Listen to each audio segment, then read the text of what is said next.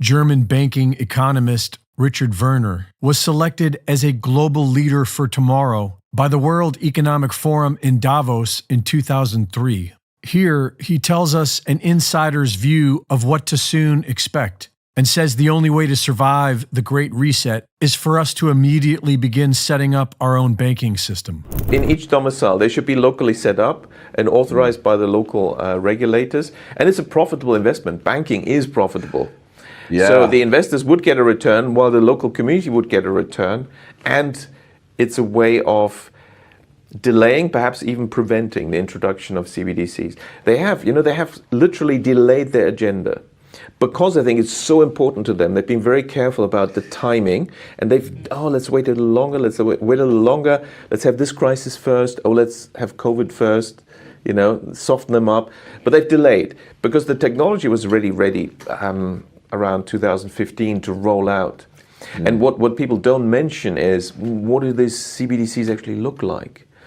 At the moment, there's a bit of talk about this being phone-based apps. And yes, that is the initial phase. But what was already ready around 2015 is the ultimate goal. What they really want, apparently, I was told by a central banker, is, CBDCs looks like a small grain of rice that they want to put under your skin, which is, in my view, a violation of human dignity. And they realize there is a hurdle.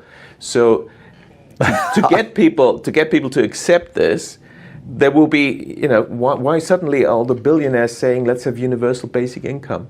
Because the story is going to be, now we've created this vast unemployment and disruption and crises. Well, we need universal basic income. You will get 2,000 euros into your account every month. But of course, to run this efficiently, we need to use the latest technology. So, you need the CBDC chip implant. But how many people will say, okay, fine, £2,000, 2,000 euros, A surprising proportion, shockingly, obviously, to me or yourself, but we've seen years ago in Sweden, there has been a substantial small minority take-up of what's currently much larger. It's kind of like a little cylinder in stainless steel, I guess. Maybe it's titanium or something. And they're doing it because they just want to. They want to be early adopters of this nonsense. So if anyone's listening and that sounds fanciful or conspiracy theorish, the fact is, in Sweden, they are taking it up, and in other places, and that's not coming out of nowhere. The Bank for International Settlements recently published a report called Blueprint for the Future Monetary System, Improving the Old, Enabling the New. This report proposes that a central bank digital currency will serve as the new reserve currency, and calls for the digital confiscation of all physical property by assigning every real-world item its own unique digital token, which will contain rules on how each item can and cannot be used, so that each person can be controlled and conditioned directly by the central bank.